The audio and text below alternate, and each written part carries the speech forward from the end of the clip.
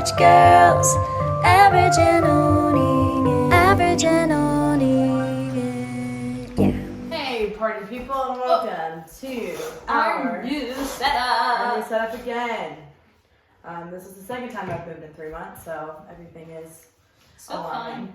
But this is a lot nicer of a setup. If you can't already tell, if you're watching, then you will notice. No Anyways, more wood paneled no walls. more wood paneling. It's so nice. Yeah, it's great. Yeah. Anyways, Maddie, how are you? I'm good. How are you? I am fantastic. We just went to Ruthie's wedding, and we love her and Bride, and it was in Mississippi, and that was fun. But we did miss last week, so Yes, whoops. we're back. Sorry. Sorry. Okay, we do have a hot take again. Emerson just really is good at hot take, so we're letting her handle it again. And would you like to pop in, say hello? Hello. Sorry, I'm eating hot fries. Typical. Yep. What? Ooh, and you smell like hot bread. Sorry. That's okay. I have barbecue sauce on my face. Still. Oh, you I didn't can't get it off. I got it. You mean you can't? There you go. Oh, got it's it. crusty. Yeah, it Oh. dried, so it was So easy you to just like left off it. with my. When there's a crust on I your think face, it's under my you leave it. fingernail. Ew. Okay. Do you want it? Take it I'm away, okay. Em. Okay. All right. So today, the hot take is: would you? Well, not really. Would you rather? But if you were given the opportunity to up and just gone girl your life, no, you don't have to do any of the stuff that she did. But like you don't. Well, I mean, You're talking about disappearing. yeah, you just disappear. You just up and disappear, and no one ever finds you, and nobody but you're safe. You did this on purpose. And you were given like $1 million at the end of it. Is the end of it with At the one end of it, I like- die? No, you're not dead. You're alive. You uproot your life, and you go. Not $1 million. And That's not enough. You get unlimited money for the rest of your Whoa. life. But all of the people you love and all your friends are gone. But you can make a new life for yourself, and you can meet people and meet new friends, and So basically, would you drop off the grid for Yeah. money? yeah, Like, would there be enough money to drop off the grid? No. there's no number. You just gave me an unlimited number. I know, but like I guess then there's not enough. No. You love your family. I do. Would you, Emerson? Emerson? No, I don't think so. Are you saying that because it's the right answer, or because that's what you mean? No, it's what I mean. She's There's like, afraid her brother might listen to this. sorry, Ian. There's Zane. no shot he's listening to I don't know. this. My sister-in-law listens, Oh, Yeah. so love you guys. okay. Sorry, Ian. Maybe enough, depending. There might be enough for Zane. There's enough. There's enough money. Okay, so we have a favorite. Happens. But, I don't know. I would... Or like disappear for a year and you can come back Oh! for like a certain amount of money. Okay, yeah, I would do Not that. unlimited, but like you get $200,000 and you Oh, disappear I'd do from that. everyone for your life. For a year. Mhm. Why? But they don't know what happened to you. They're just left wondering. Oh, that's sad. My mom would be very sad I wouldn't do it simply because there's no appeal to me. Yeah. of going off the grid. Yeah. Like, sure, I want more money than I have now, but I'm not, like, desperate for it. If I was desperate for money in my situation now, maybe that would be a motivation. True. But I don't make that much, but I'm okay. But no, for what? You also have a Corey. Haley? Is it worth it? Not to out you. But even if Corey wasn't in the picture, that honestly is even more of a reason for me not to. Well, yeah, that's what she's saying. Like, Yeah. I don't have another No, I'm reason. saying without Corey involved. Like, that's even more of a reason, because then I already have nobody. Why would I want to be alone with nobody? Then that just takes the opportunity away from having somebody. You can meet somebody where you Yeah, go. what if you meet someone? I guess so. I don't know. I don't like it. Well, yeah. I mean, no one. I don't think I would necessarily like it either, but would it be worth it? And I'm gonna say for the rest of my life, no. For a year, maybe. Not that I get to know that I'm gone. That I'm not dead. The idea of starting over with anyone sounds awful. Like friendships, even, not just. I like guess that's my true. personal. I don't really want to start over. Like, I think I like my life. the one thing that I seek out and that, like, the biggest thing in my life that I love is knowing people and also feeling known.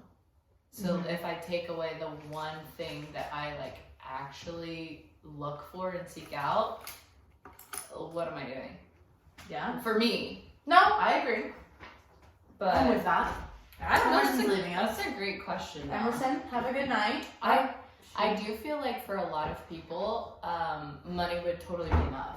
And not to say that like my answer is above money, because that's just how my brain works. Like if you would take the money, like all power to you. I don't really care. Yeah. I think a lot of people like the money would be it. They'd be like, oh yeah, I'd disappear for sure for $500,000. Here's what I'm thinking about. I shaved my legs earlier.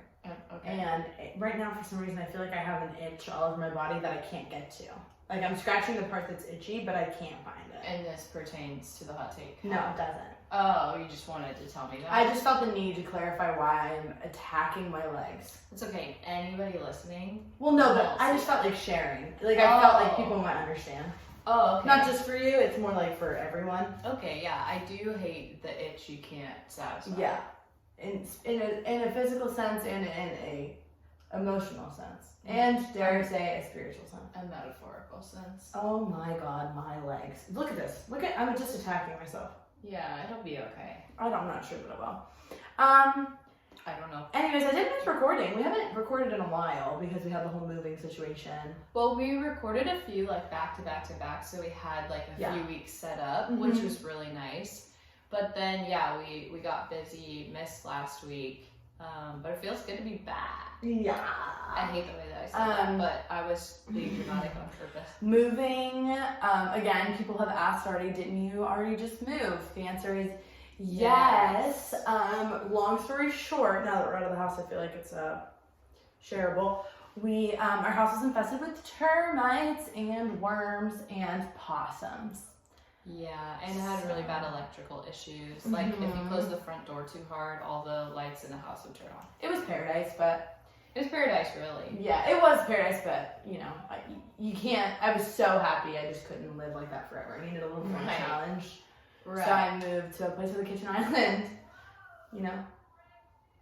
Oh, our neighbors are loud, though. I guess that's a downside. I don't know if that's... Well, as long as they're human and your neighbors aren't possums anymore. Right. They did catch 7 possums under the house, in case anyone's wondering the exact number. What did you guys name them? Oh, they're named after all of the characters of Hamilton. So the first one that we had was Theodosia. And then Classic. after that we had, oh God, who came next? Was it wasn't- Eliza? No, I don't think we ever had Eliza. We had a Mariah Reynolds, we had an Aaron Burster, we had a Hercules Mulligan. Yes. We had, Peggy. I don't think there was anybody else. Okay. I don't know, there was a couple. But anyways, yeah, so that was our little adventure. But now we've moved into a really nice place that we like a lot. It's And awesome. yeah. The address is... No. I'm just kidding. Clearly, these listeners. You never know. Okay, anywho. So are you ready for some crime? Yeah. We also, just FYI, we're gonna record at some point in this next week a table talk that Maddie doesn't know about that I am very excited about. So stay tuned for next week because it's gonna be a very And I am interesting one. scared. Well, we normally don't do table talks that you don't know anything about. Normally the table talks we talk about ahead of time, but I always present her with cases she doesn't know. But this is a table talk you don't know about either because I just want okay, in fairness, parts of it I'm not gonna know either. Oh. I like a good teaser, you know? Okay. Okay, anywho. So, I asked Maddie today if she wanted a case from the 1940s or if she wanted a case from, a case that's still going on right now. That's a trial. Actually, the trial's only backed up because of COVID, so Nice. it's awaiting trial at the moment. I think it's probably once the trial goes on, I think it's going to become a bigger thing. Okay. It's kind of a bigger thing now. Yeah, they just made a podcast about it. I think it's a Dateline podcast, but I haven't listened to it yet because it's like brand new. I don't even think they have episodes out yet. They just have like the trailer. But it's called I think it's called Mommy Doomsday or something. Weird. So it's this all about moms? not all about moms, but about one mom in particular. Oh, it's just about one singular mom. Yes, they call it the 2020 version of Casey Anthony. Oh, I thought it was going to be a podcast about like all mom, like family annihilator, like killer. I'm pretty like, sure that's crime. what it was. Hold on, I'm gonna find the name of it because it's gonna bother me. Yeah, no, it's not a bunch of them. It's just this one. Yeah, Mommy Doomsday. It's on NBC News, not Dateline. Or Dateline is NBC. Dateline NBC, whatever. I don't care. Okay, What they do you know? do have the podcast episodes up now, so you could, start listening to those if you're feeling crazy. But yeah, it's the disappearance of Lori Vallow's 2 children from Rexburg, Idaho, in September of 2019 is when this all begins. Oh, Mhm. it's like very. Yeah, it's like still going on. Like they still really don't know pretty much anything. So this is like, Oh. it's like another beautiful mom but this one is weird because there's also a religious element and there's also multiple people that died. Let's do it. Let's do it. Okay. So most of this information I got from a documentary called The Doomsday Couple, but I also got lost in a rabbit hole of this whole thing because it's super interesting and very, there's a lot of people in it though, so it's a little bit confusing, but I'll try to clarify. Anyways, Okay. Rexburg, Idaho is 90 minutes from Yellowstone, but it's a super small town and it's a Mormon community, so no other people go there because it's just a little Mormon community. So, November of 2019, there are headlines that 2 children from Rexburg are missing from their typical Mormon family in town. 16-year-old Tylee Ryan is missing and 7-year-old JJ Vallow. They haven't been seen in weeks at this point, which is also very similar to the Casey and Kaylee Anthony case that Kaylee hadn't been seen for weeks. Yeah. And the mother, again, is not the one who reported the missing. Oh. The ones that actually gosh. reported the missing were JJ's grandparents. So those aren't Tylee's grandparents, they're just JJ's. Different grandparents. dads. Yes. But whenever the attention was drawn to JJ being gone, people realized that Tylee also hadn't been seen either. Now JJ has autism, but he's very smart. But he's in a special school because he's really high functioning. Okay. They're super close. The grandparents are super close with JJ because they lived with him for the first year of his life after he was adopted, which is kind of confusing. I don't really understand all of the context of that, but we'll kind of get into that. They lived with his adopted family? No, so Lori and Charles Vallow. This is Charles Vallow's parents, Okay. and they're married. They adopt JJ. Yeah. But then for some reason Charles's parents raised him for the first year. They're just around a lot. But actually raised him. Lived in their house. I don't know why. Okay. So Interesting. I don't know. Anyway, so Charles Vallow dies in 2019 in July, which we're gonna come back around to. Mm-hmm. And so after he dies, Lori has a falling out with Charles's parents and decides that she's just going to cut them off. And she's really petty about it. And she says the grandparents aren't going to get to see JJ at all, even though they were super close with him. The fallout was over. There's a bug. Oh my God. The fallout was over $1 million. Oh. Yeah. Now, before Charles's death, he had secretly switched over his life insurance policy from Lori to his sister Kay without telling anybody. Oh. And so she was under the impression that when he died, she was going to get $1 million from his life insurance policy that they'd had that life insurance policy for forever. But then she never got it. And so this was news to her whenever he died. And she was pissed. And she was like, if you guys don't give me that money to help raise this baby, or, these kids, because she has 2 kids, then peace, I'm out of here. And they said, okay, well, we're not going to give you the money. And so she left. Now they live in Arizona at the time, the whole family lives in Arizona, and so she picks up and she moves them, and they have no idea where Lori goes at this point. Oh gosh. And remember, this is July of 2019. And then there's more pieces we're gonna kind of go back to that relate to that. So the police are able to track her down after Charles Vallow's parents go and report it to their local police, and they are finally able to track her down in Idaho. Mm-hmm. When they get there, there are no kids there, but Lori is with her brother, Alex Cox. Now, they live in a big apartment complex, and in that same apartment complex next door, they also have a niece, Melanie, who also left her kids behind in Arizona. And they don't know at this point where the kids are, if they're in Arizona, if they came with her to Idaho. They just know that no one's seen them. Okay. In Arizona, I mean. So, police meet with Lori to talk about their concerns from Arizona. So they call her into the station in Idaho. She tells them that JJ is with a friend in Arizona who's a woman by the name of Melanie Gibb, which we're going to come back to. Doesn't exist. Well, maybe she does. Okay. That was just my guess. Okay. She says Tylee is off at college. Do you remember how old Tylee is? Yeah, I was just gonna ask. I thought Tylee was a little girl. She's 16. Oh, 16. Okay. So either she's a genius or something's fishy. So in a police recording, they're asking her questions about the kids, where they are, that kind of stuff, and how she got to Idaho. And she said, well, I'm here because one of my brothers is trying to kill me. Obviously not the one here with me. He's kind of my protector. My husband, we were married for 15 years and raised 5 kids together. He changed his life insurance policy to his sister who got $1 million and we got nothing. And she's like really, really friendly, like this pretty blonde woman, like really, I'll show you a picture of her in a minute. She's like very normal seeming. Like you would have no idea. I'll show you a picture of her right now actually because I might as well. And we'll put this on our Instagram also so you can see. She's very. Is that her husband next to her? Well, we're gonna go back. Don't you worry. To show you. This is her. Okay. Yeah. Cute. Yeah, cute. Normal. Sure. So the police then meet a man by the name of Chad Daybell, and they're surprised to find out that Chad Daybell is Lori's new husband. Oh. Mm-hmm. And her husband died how many months ago? At this point. Like when they go to her. I want to say it's like 3 months ago. I think it's about 3 months ago. We're gonna get to that. But That's believe it or worse not the craziest part of the story. Oh, okay. So, the day after the police questioned them, they decide they're gonna show up to the house with a search warrant because they couldn't provide any concrete answers as to where the kids are. And so they show up to the house with a search warrant, and when they get there, they find that the house is completely empty. None of their stuff is in there. They moved out like in the middle of the night. Oh. So now they have no idea where they are. At this point, JJ and Tylee are labeled missing persons. Lori's cell phone is shut off, and Chad never answers any of the phone calls that the police call him. Yeah. So then they find out, of course, Tylee was never enrolled in any college. Melanie confesses that despite lying in the beginning to cover for her friend, she never had JJ. And her friend had just called her and said, I need you to tell me you had JJ. I'll answer your questions later. And then Lori turned her phone off. And so now Melanie's like, wait, what?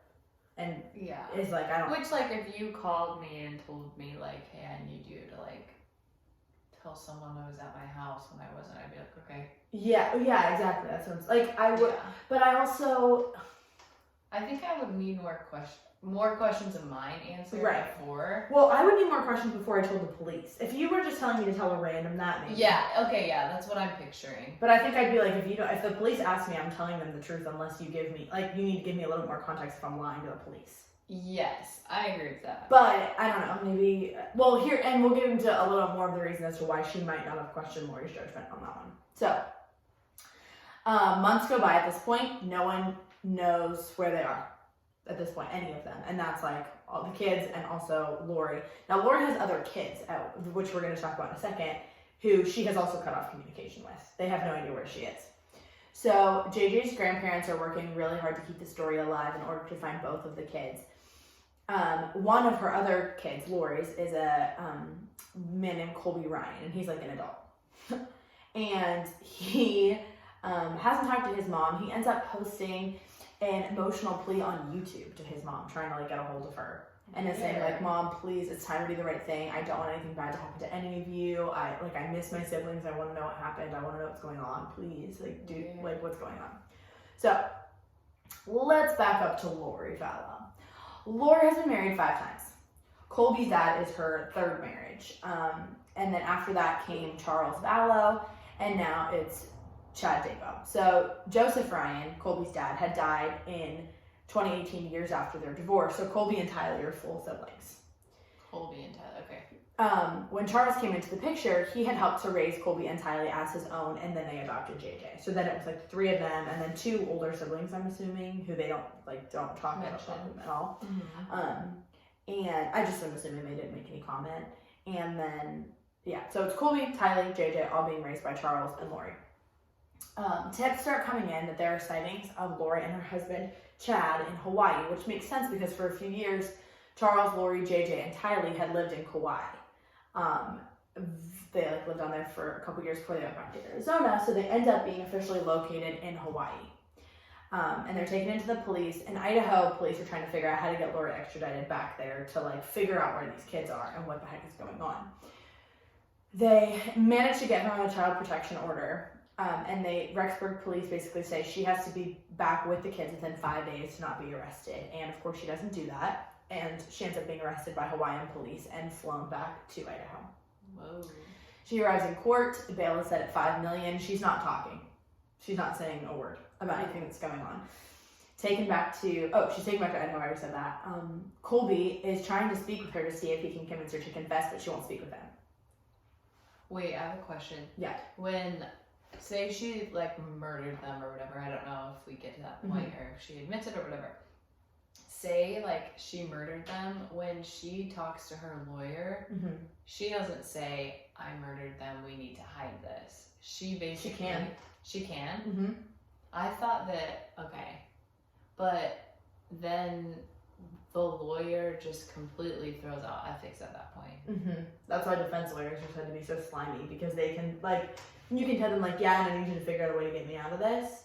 And that's why some are going to take... Simply because you're paying them a lot of money. Or, like, they'll try to get you to take a plea deal, or they'll try to, like... I just didn't know if, like, people like that, like, if she did kill her kids, if she could even admit that, or if that in and of itself is like a no-no, and like he's basing all of his arguments off the fact that he trusts her that she didn't do it.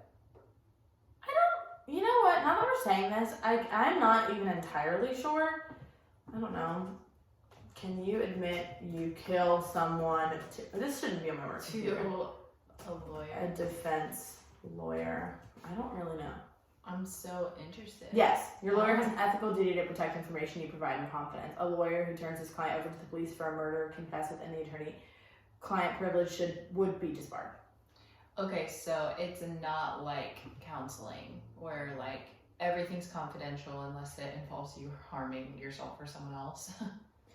I think that might even depend on the state, because not in every state, not everybody's a mandated reporter for that. In Florida, you are. Really? Okay, I guess I just only knew that for Florida then. I thought that was nationwide. I don't think so. Or at least I've always been told, it's always been phrased to me, like, in Florida, we're all mandated reporters. I don't think it was that way in Pennsylvania. Oh, interesting. Yeah. Okay, I didn't know that. But, yeah, so weird. You can tell them, and, like, you're just lying together to, like, make it... And that's what it's, like, you're talking about the case of dead kids, potentially. Right. How do you, as a lawyer, say, like, yeah, nah. Like, I'm willing to lie about this. Like, I don't know. I feel like you have to... I'm saying this with a grain of salt because I'm not saying all defense lawyers are, like, bad or that they've lied. But I feel like it would be, like, a weird pride thing of, like, oh, yeah, I can get anyone to believe me because I'm that good. To be... like in that mindset to say that like, oh, I can convince the judge and jury that like this woman didn't do it because I'm just because I'm good at what I do. Yeah. Ugh. Like I feel like there has to be a complex like that. Have you ever met a defense attorney? No. Ugh. I've never met one I liked. Oh really? Slimy.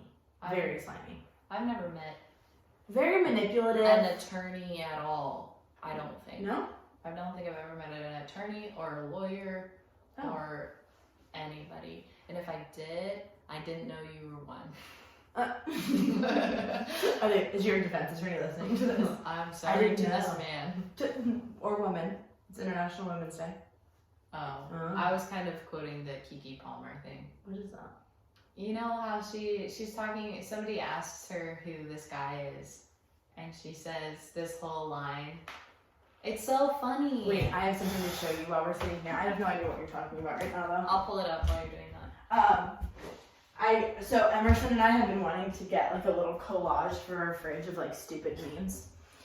We've been wanting to do that for forever, but now we have a new place. We really want to do it. I printed out a couple today. If you would like to take a look. Okay, it says, I keep attracting dudes who always be fighting demons. God, if I'm an exorcist, just say that. The gang's all here. Body dysmorphia, substance abuse, mood swings, daddy issues, and fear of being alone. Hey, I like your personality. Thanks, it's a disorder. I thought that was so funny. And then it's Dolly Parton.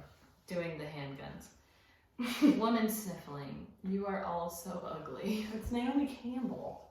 Yeah, I know, but I guess they needed to see that. Okay. I mean, it's still okay.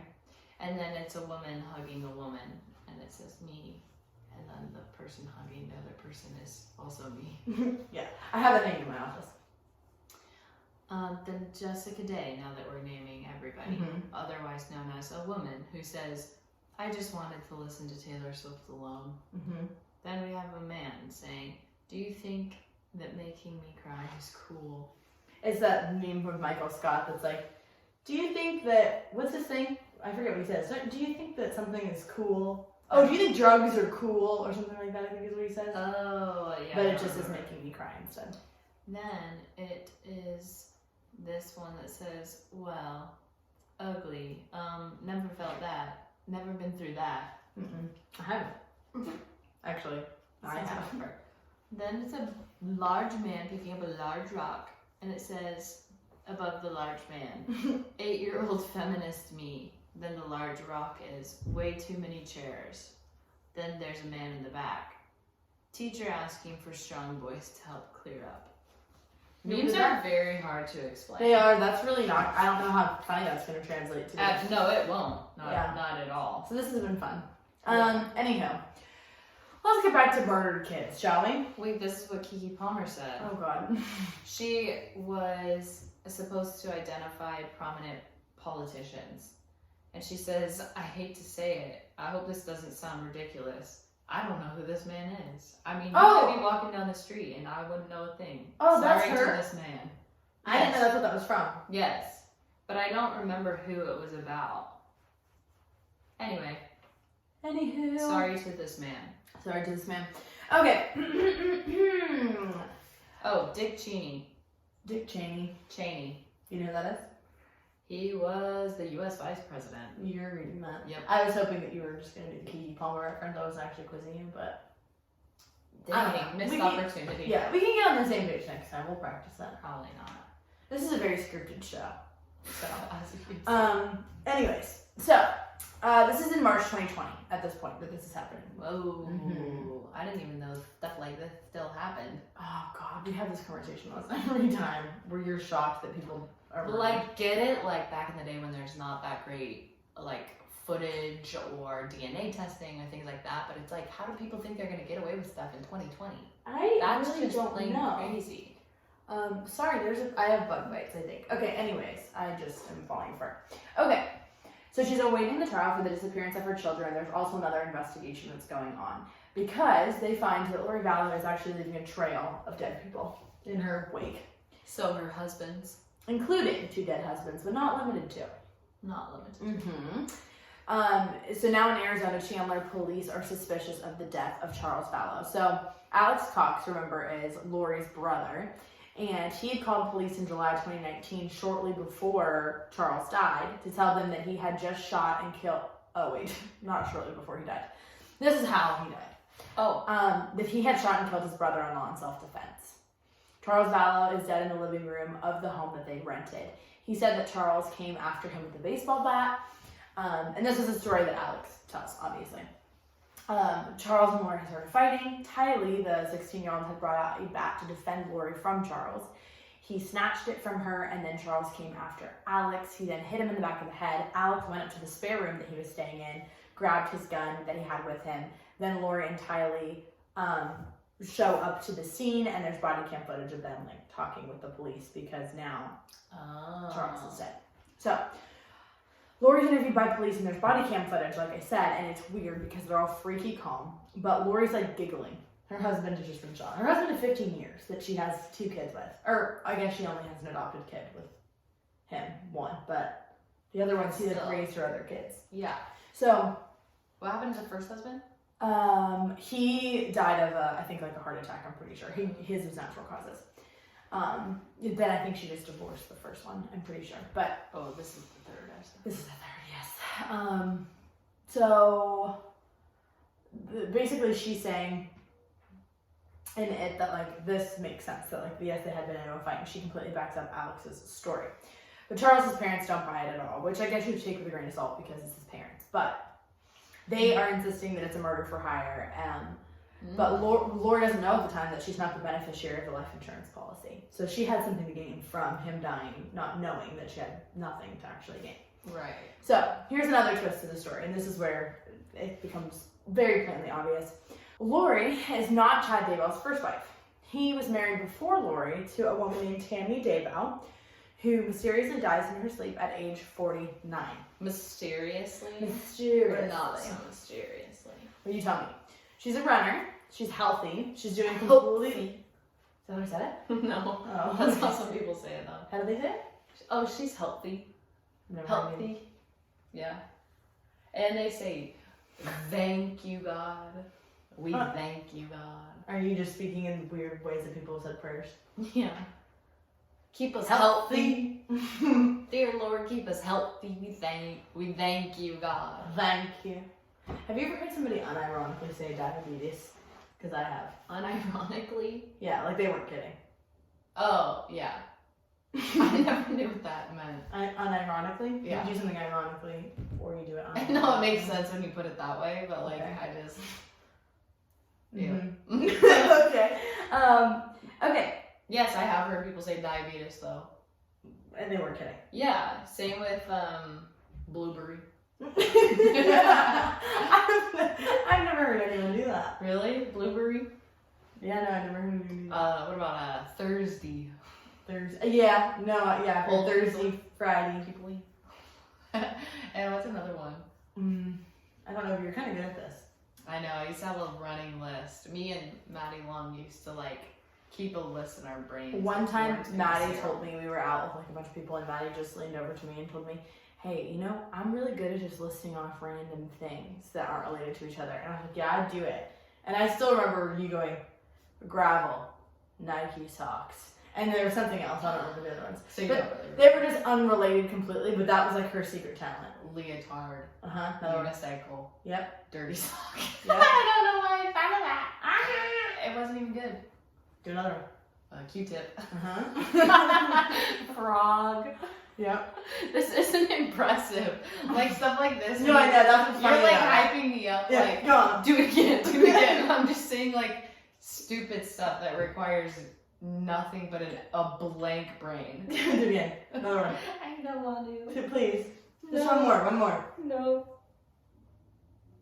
One more. No? Just one. I said no. That's a complete sentence. Oh my god, we just got into a fight earlier because Maddie never takes my no seriously whenever I tell her something. But it's Such as I don't want to watch the Jonas Brothers documentary. I don't want to smell her fart. I don't want to. well, that one's not really in your control, is it?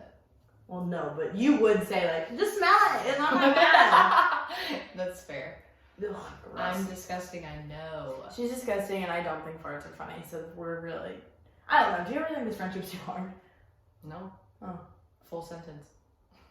You gotta wait. You can't use it I against know, I'm me. just saying it every time I say no now. Okay, talk about the Lori girl. We gotta stop doing this. Okay, so here's the thing. So Chad and his wife are really big in the LDS church, which is the Mormon church. Latter-day Saints. Good job. You're so smart. It's not funny. Okay. They're really big names in the church, and they own a publishing company that publishes Mormon books, which I wouldn't think is that profitable, but evidently, I mean, Mormon church is pretty big, so. Yeah. But it's just kind of picky, you know? Like, only Mormon books. Well, it's like Christian books. I guess it's true, but I mean, Christian books is bigger than, like, Mormon books. Mormon's, like, more select. Okay. Okay. I don't know why we're fighting. Okay. So a lot of his books that he publishes, because he's a writer, are about the end of times and spiritual enlightenment, and this is how he ends up meeting Lori Vallow. It was she's reading some of his books, which we're going to get to a little bit in a second. So, Chad talks a lot about his past visions. He gets a vision that he tells his friend, Julie, that he says in it his wife dies. And this was months before anything actually happens to her. Yeah, she dies because I kill her. She's like, isn't that so weird? I guess I have to make it happen, you know?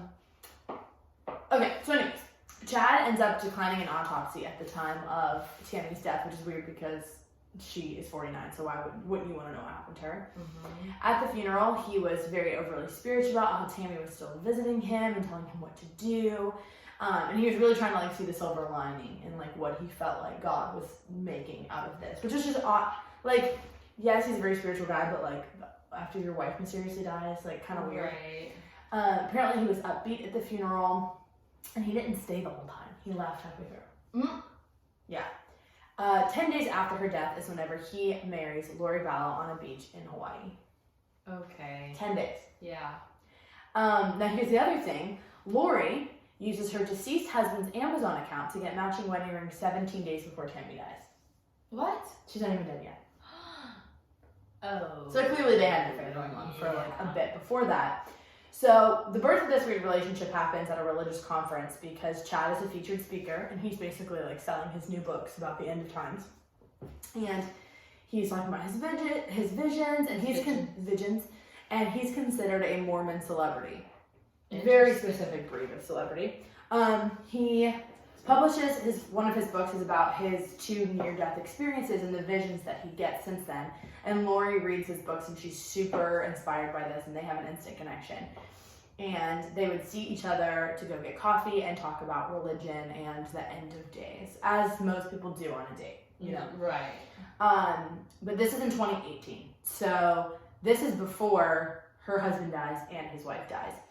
They are in a podcast together on December 2018. That you can listen to? I actually don't know. I didn't try to listen to it. I'm assuming it might not be up anymore. I want to look at it. But at this point, it's so technically platonic. Chad is talking about several past lives that he has lived, and he says eventually to Lori that he thinks he was married to her in a different life. And whatever. Yeah, he said his veil was opening and he was remembering their lives together. And so early 2019, the beliefs start to become even weirder than that. He starts believing that people around him are turning into zombies and he's like seeing their souls dying. And that they're like these evil people that like the devil has created to... It's always funny how like these people write themselves as like the only one who's not perishing and like their soul isn't being exposed. And they like gotta figure everyone they're else out. like, Weird. higher than everyone else. So... The chosen.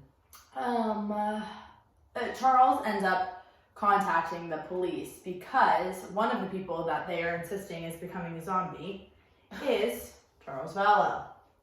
So he starts talking about how his wife has become increasingly more fanatical and she's starting to really scare him, and she started telling Charles that he was possessed by these spirits and she wanted to help him, and she's saying blessings over him. She said she had special powers, and in a past life she was married to an LDS angel. She would threaten that she was going to kill the demon inside of him. What would you do if your spouse says, in a past life, I was married to an angel, and you have a demonic spirit that is oppressing you that I need to kill? I would involuntarily hospitalize them. What? I would have them hospitalized. You would have them hospitalized. For, like, they need to go on some meds. How do you do that? Like, Baker. But I thought you had to like threaten certain Or if you're an immediate danger to society. If she was saying she was going to kill the demon inside of me, yeah. Okay. Let's do that. So who do you call? The police. You call 911 to get someone to a mental hospital? You can. I think that's the problem. Or you could call, like, here you would call the Peace River Crisis Center, and they would come assess the situation. Is that a 411 number? Yeah. Okay. Call 411 in your local area, and they will tell you how to get someone Baker acted. / That's just so, hospitalized. like, what do you do when, like, the person that you love is like, Well, you have a demon. I think that's what he was trying to do. He called the police and was like, help, I don't know what to do. Yeah, I guess so. 6 months later, though, He did. he did. That's sad. March of 2020, Lori's in jail. The kids have been missing at this point for 6 months. Chad is in Idaho again, not telling anyone anything, not talking to anyone. We find out that the last day that both of the kids were seen, Alex Cox was there, the brother. Okay. The last day Tyler was seen is September 8th, and for JJ it was September 22nd. After Alex brings home JJ on September 17th, she starts telling odd stories to all of her LDS friends. She's saying that JJ is a zombie, that he climbed on the couch in their house and smashed a picture of Christ down onto the ground. He then climbed on the ceiling. He was out of control and demon possessed. And so Lori called Alex to come and get him because he's like crazy, evidently. Early October 2019, Melanie, the niece, her ex-husband, Melanie, the niece that lives with them in Idaho now, her ex-husband Brandon says that someone had tried to kill him. Someone had shot into his window of his car, but the bullet had luckily just missed his head and just shattered the glass in his car. He believes it was Alex Cox because he reported that Alex was known as the family hitman. Like, he did the dirty work for everybody. And from what I get from like what they were talking about in interviews, he seems like he might be like a little bit, not like special needs, but just like a little bit slower. Okay. And so I think they probably use that to their advantage to like Okay. manipulate him into Yeah. doing things for them. So October 2019, 10 days before Chad's wife dies, she called 911 to report that she had been shot at in her driveway by a man wearing a mask. Now they're beginning to draw conclusions with everything that's being pieced together, that all these people are ending up dead. Apparently Alex had also used a stun gun once on Joseph Ryan when Lori and Joseph were battling for custody. So Alex is like clearly a problem. But on December 12th, 2019, Alex is found unconscious. The day that Tammy's body is exhumed for examination, Alex is dead. He has a pulmonary embolism, which I don't really know exactly what that is. A pulmonary embolism. Yeah, I don't know if you can like fake that, if it was like just so happened, but basically they can't say anything for sure. So summer 2020, the kids are still missing. It was 8 months since their last sighting when Chad Daybell wouldn't talk to police. Police think that the kids might be dead, but maybe they have them in a bunker somewhere preparing for the end of the world because these people are a little bit. A pulmonary embolism is a condition in which one or more arteries in the lungs Oh, it's a heart attack? are blocked by a blood clot. Oh. It has to do with the lung. Oh, a lung embolism. Interesting. Okay. What's it? It can cause shortness of breath, chest pain, and a cough. Oh, okay. Well, that's how he died. People think that the kids might be dead, like I said, but Lori had told her friend Melanie Gibb that her kids had been possessed by evil spirits. Tylee had overheard this conversation on the phone shortly before she went missing and had told her mom that she wasn't a zombie and was like, what are you talking about? Like, imagine hearing your mom on the phone and your mom being like, I know Maddie's a zombie. Like, she's possessed. She's a zombie. Honestly, that would be terrifying. Like, what? Yeah, you don't know. And she's 16. Like, she lives there. You know? Like, she's stuck. I don't know. So, Melanie was on the phone when this conversation took place, so she knows, like, how that conversation went. So, June 9th, 2020, a search warrant is served at Chad Daybell's home in Idaho. Your birthday. What? June 9th. I don't know what you said. I said, that's my best friend's birthday. Whose? Maddie, sure. Oh. I was like, what? I don't understand. Now I lost my place. June 9th? They wanted to dig through the backyard of Chad Daybell's home. They bring cadaver dogs, and whenever they get there, they notice there's fresh sod on top of the rock. So they immediately smell decomposition the second that they start to pull up that sod. JJ's body is found in Chad's backyard wrapped in plastic and duct tape. Then they dig in a pet cemetery that they had in the backyard where they find the body of Tylee dismembered and burned. Chad Daybell had been watching the evidence team go through the backyard when he gets a call from his wife Lori, who is in Madison County Jail awaiting trial. She asks if he's okay, not knowing what's going on. This is all on recording. You can listen to it online. He tells her that the police have a search warrant and that they're in the house right now. And she said, they're in the house? Are they seizing it? And he said, they're searching. And they're talking very concerned, like very slow, like they both know what the heck's going on. And they're just telling each other how much they love each other. Chad, after he hangs up with her, attempts to take off, but they're able to locate him before he's able to leave the country, but he has his passport and he's trying to get out of there. He is arrested, taken into police custody, and they are still in jail awaiting trial. They are going on trial early this year, but it's gotten pushed back because of COVID. So let's see where they are now. Also, I never thought about how like criminal couples never get to talk to each other again, essentially. Like if you both serve, you know, a life sentence or to life or whatever, like you're sentenced to life, you can't call a prison to a prison. Right. I never thought about that. Yeah, like they're probably writing occasionally. Yeah, like occasionally. Oh, inmate to inmate? Okay, Lori Vallow Daybell did not attend a virtual court hearing on misdemeanor charges in January. When the felony charges surrounding Daybell have been brought to light, her misdemeanor charges are still pending. During the virtual meeting, Daybell's attorney, Mark Means, said his client did not want to attend the proceedings that lasted less than 5 minutes. Means also submitted a waiver to a speedy trial. Means, along with the Madison County prosecutor, Rob Wood, and magistrate judge Michelle Mallard, discussed to schedule a jury trial that's going to happen between August 30th to September 3rd with a pre-trial on August 17th. But these are just for misdemeanors? We're not talking murder? And look at how cute they are. Oh, I feel like I've seen them. Like, They're I'm familiar just sad. faces. I don't even think. Oh, that's him. Yeah, that is him. Those are sweet faces. I'm just appalled. So I don't know if she really is crazy or if she's if she's actually having like a psychopathic break, or if she and actually believes these things, or if she just is trying to get money and get her way and is willing to do whatever she has to do to get there. But yeah, I don't know. that's sad.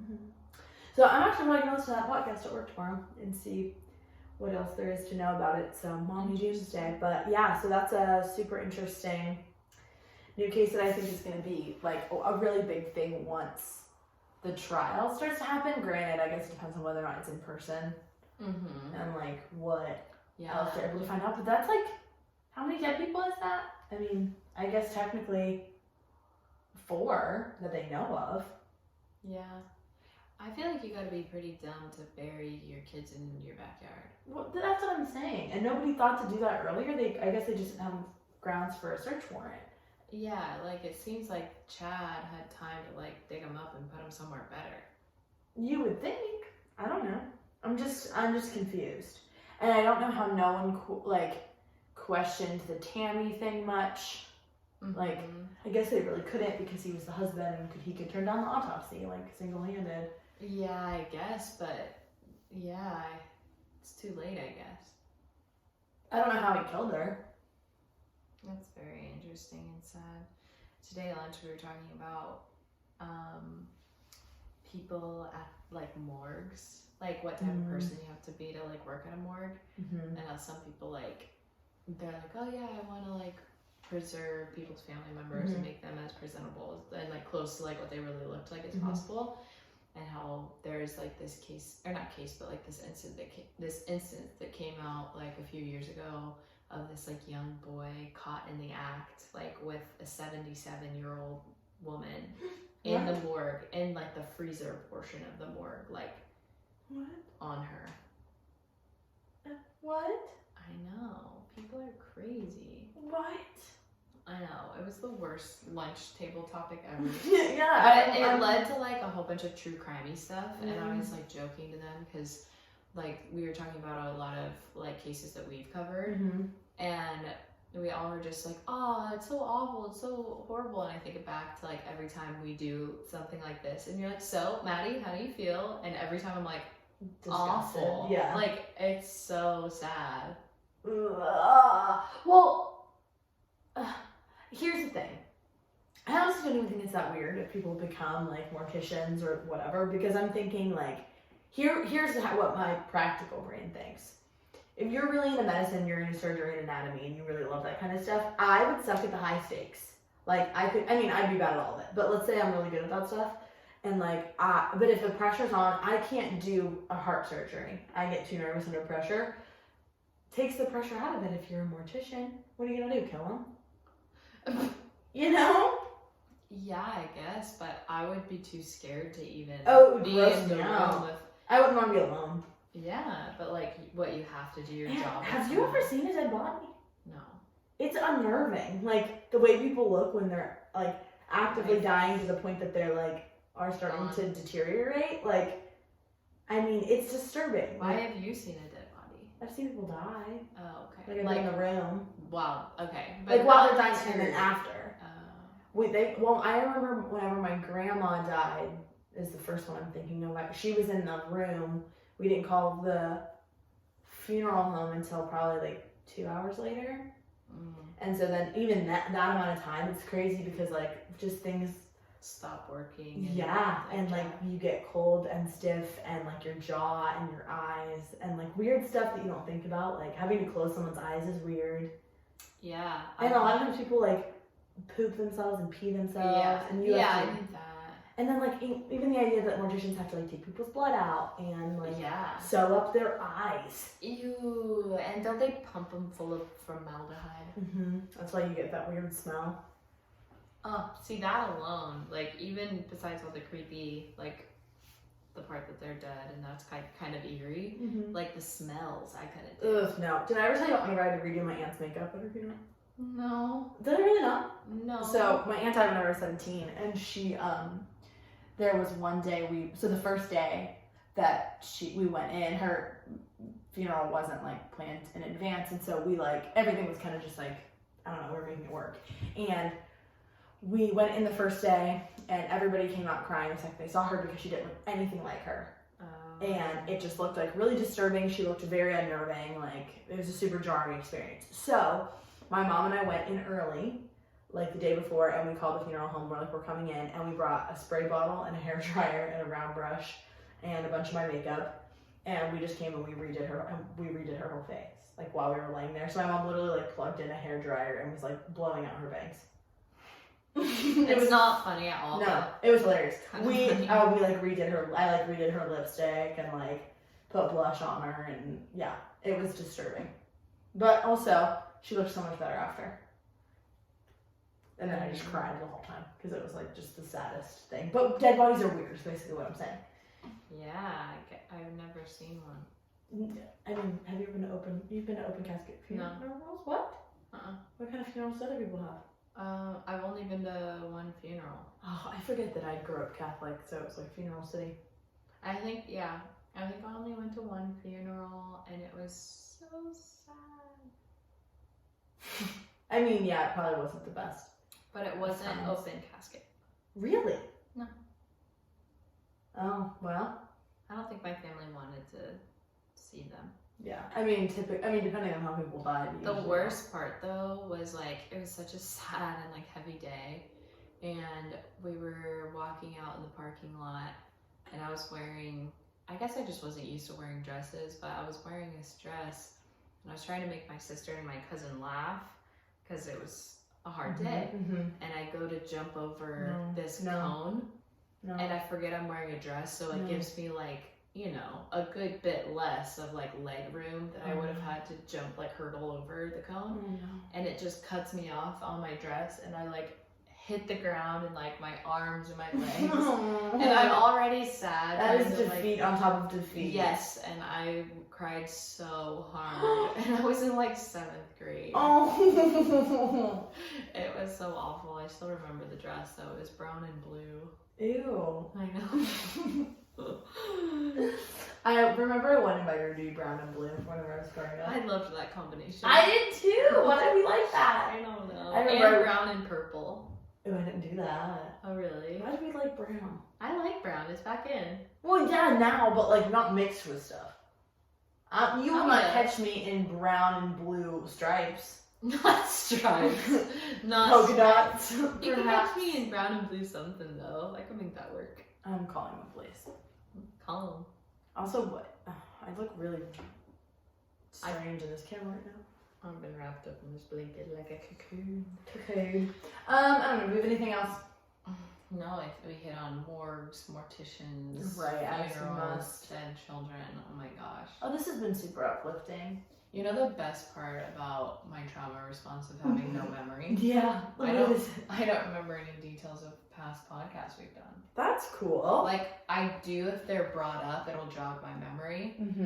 But I don't I won't go home and like think about all these details. But. Or if I do, I'll lose it in like a few What's days. the one that haunts you? There's gotta be one. I couldn't tell you. Are you serious? Yeah. Not the Israel Keys one? Yeah, I hate that. Do you remember it? Yeah, he had kill kits. Okay, but everyone remembers the kill kits, but the part that freaked me out was The old people. No. What? Whenever he sewed that girl's eyes open and she was dead in that picture. Oh, yeah, that was very scary. Or the Victoria's Secret killer really scared me. That's Actually, here's the joke. All of them scared me. Yeah, I know, they all scare me. The cannibal guy really scared me. Oh, yeah, see, that one didn't scare me that much. Really? Nah. Ugh. You eat one person, whatever. Just kidding, that's not a fun thing. Yeah, I know. Sorry. Anywho. Okay, well, everybody, thanks for being a part I of hope this you journey. enjoy. Oh, and we're about to come up on our 1 year soon, so we're gonna have a little 1 year giveaway. Oh So. yeah, that's true. Where do you think that people listen to our podcast most often? Where? Like in where the are car, or like in their room? they? Car or the office. Okay, I think that as well. I think car. Yeah. Yeah, we should take a poll. Okay, we'll take a poll. Okay, Everybody, have a nice life. Don't do drugs. Goodbye. Average and